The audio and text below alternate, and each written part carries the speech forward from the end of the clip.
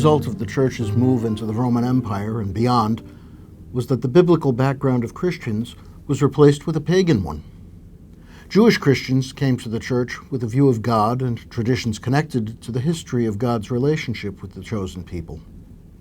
Christians with a pagan background carried their own customs and ways of thinking into the Church. Many of them, like Greek philosophy and most of our Christmas customs, enriched the Church. Many, like certain attitudes toward saints and relics, presented problems. Most were probably both blessings and curses.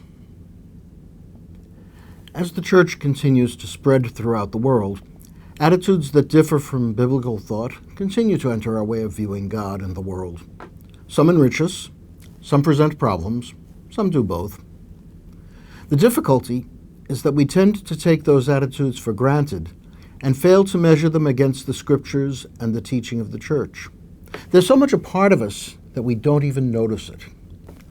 I wonder if some of my own attitudes about God can be traced to my horse-sacrificing ancestors in Europe long ago.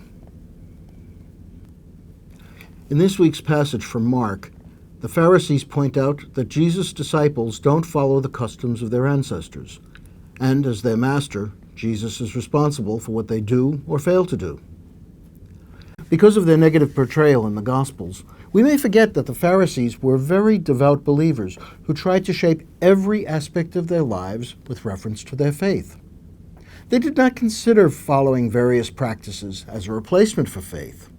Bringing those practices into their everyday life protected their faith, made it a part of everything they did, even washing their hands before meals. So what was the problem?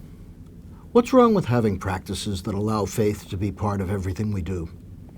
After all, we have the custom of praying before meals to remind ourselves that all we have comes from God, and that the meals we share with others are related to the Eucharistic banquet we share with the whole Church. There's nothing wrong with those customs. The problem appears when we make particular customs a measure of someone else's faith, or even our own. Because his disciples did not follow certain customs, the Pharisees assumed that Jesus was not a man of true faith. This brings us back to the practices we've inherited from the cultures and religions our community has met and welcomed through the centuries.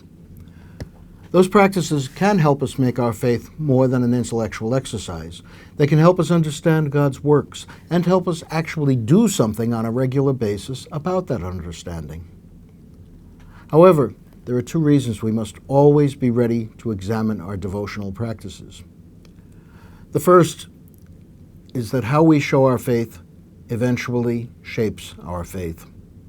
So we must always match the practices of our faith with the content of our faith. Do my devotions, practices, and thoughts deepen my understanding of real Christianity?